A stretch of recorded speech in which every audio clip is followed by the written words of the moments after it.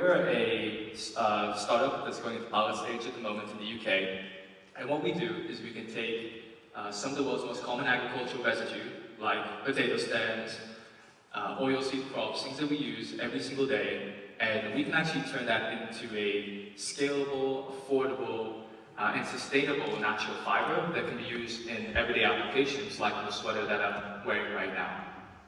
Now, why are we doing this? Well, we all know that natural fibers are one of the best solutions we have to making the industry more sustainable, but they're getting harder to rely on.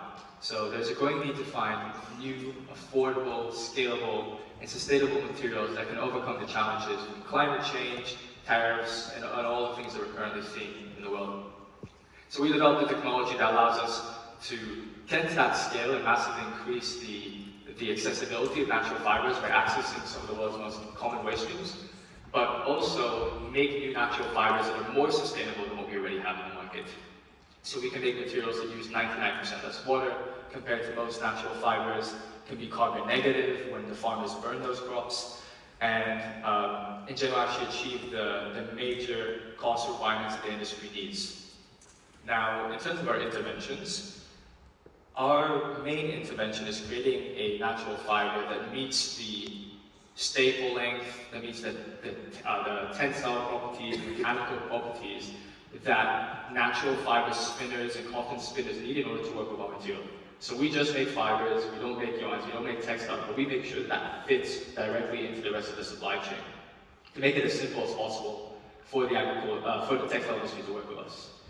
In terms of how we support the agriculture industry, so we spent a long time figuring out how do we collect this material and actually building an entirely new supply chain to do that.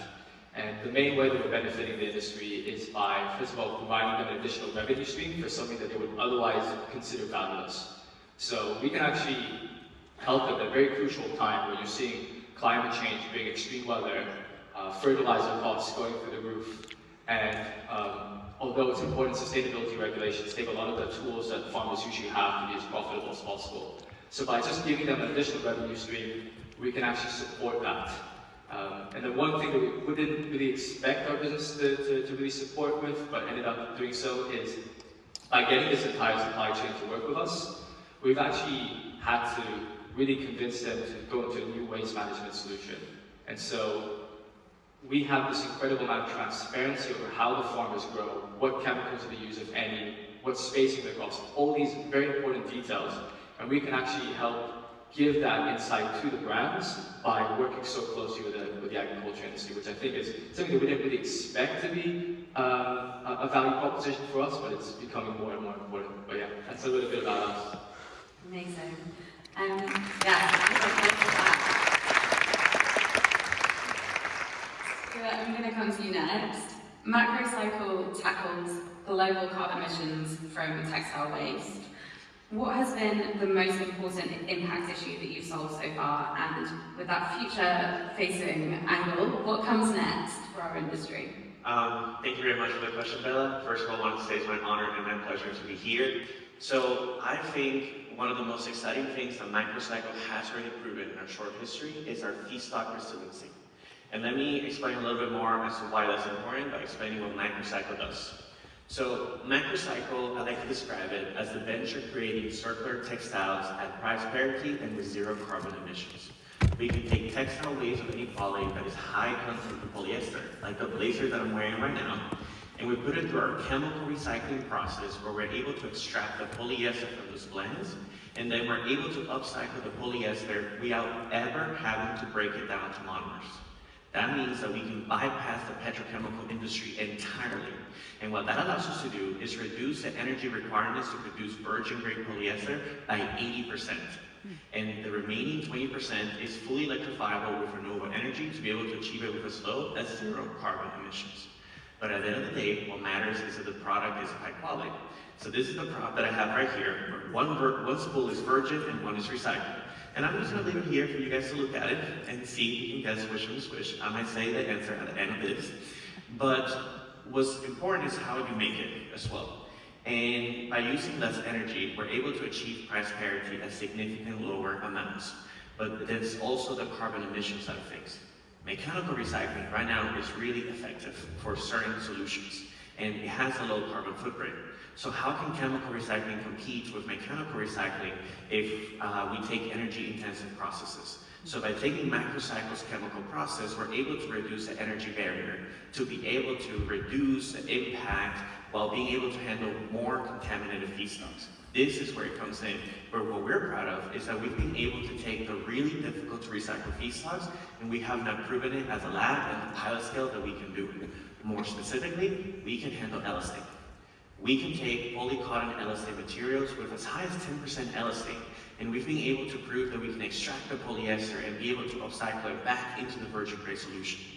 Anything that has elastane in the industry over 1% right now is unloved and undesired at the end of this life.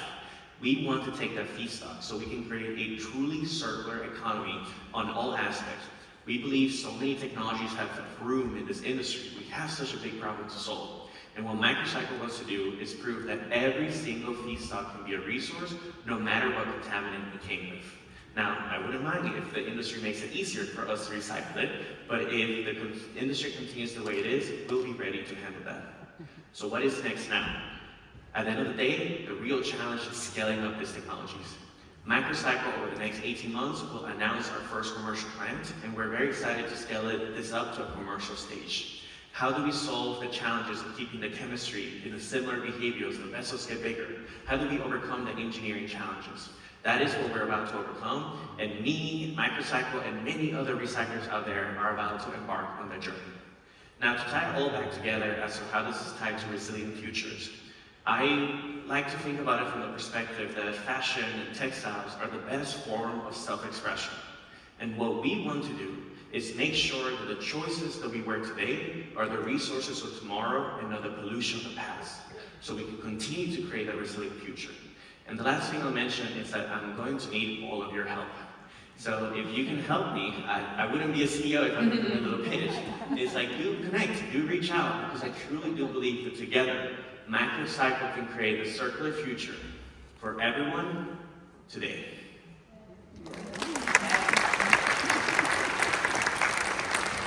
And finally, Kazuya, let's talk about Synflux. Synflux is a pattern engineering platform that reduces fabric usage at the design stage. Where in fashion's value chain are the most kind of critical impact opportunities for you, and how can data-driven supply chains enable solving them? Thank you for your question, Bella. First of all, thank you for selecting us as the first Japanese nominator selected for Trailblazer Programme this year. For us, the critical opportunities is at the design and production stage, especially pattern making and cutting process. Let me give you some context. The global fashion industry produces around 92 million tons of textile waste every year, and up to 30% of fabric can be lost simply during the cutting stage. That is what we focus. Our solution, algorithm automatically generates and tests hundreds or thousands of cutting and pattern variation just in a few minutes. The result is up to 66% less textile waste with no changes to the design, silhouette, or quality. I want to introduce two examples. First, the North Face. We worked directly with their production teams. We cut fabric waste by 50% on one of their best-selling products, the dog shop jacket. You can actually see that garment on display in the exhibition space. Second, we have been expanding upstream, working directly with OEM companies in Japan and across Asia. The closer we get to the production process, the greater the impact we can share. This is why connecting with PDS, through Trailblazer Programme has been so valuable for us. Their networks and supply chain expertise are exactly what we need to scale this further. Our solution optimizes the design and production process and the fabric usage, and in doing so, it begins to digitize our client supply chain, tech parts, specification, supply chain data, cost information, all of these are connected and actionable through AI. When supply chain data is connected and AI-driven, something powerful happens. You can predict risk before it becomes a problem. You can build a circular system that are smarter and more efficient. You can make better decisions faster.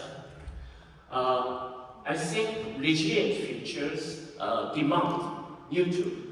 We see artificial intelligence as the key to transforming sustainability in fashion. Our next step, evolving our solution into a tool for data-driven supply chain management. Thank you so much. Thank you.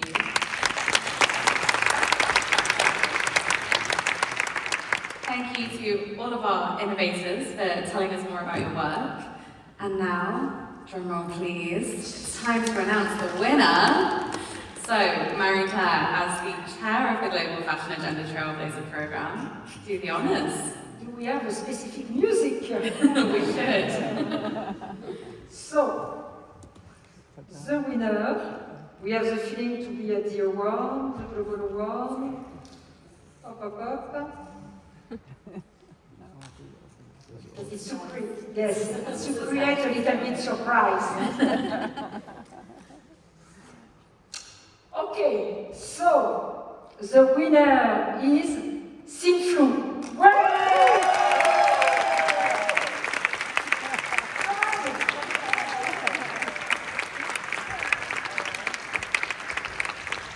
Congrats. Yeah. Are you happy? Yes. Very proud? Very Yes. proud, yeah. And congrats also to you. Congratulations. Amazing. Huge congratulations to Synflux.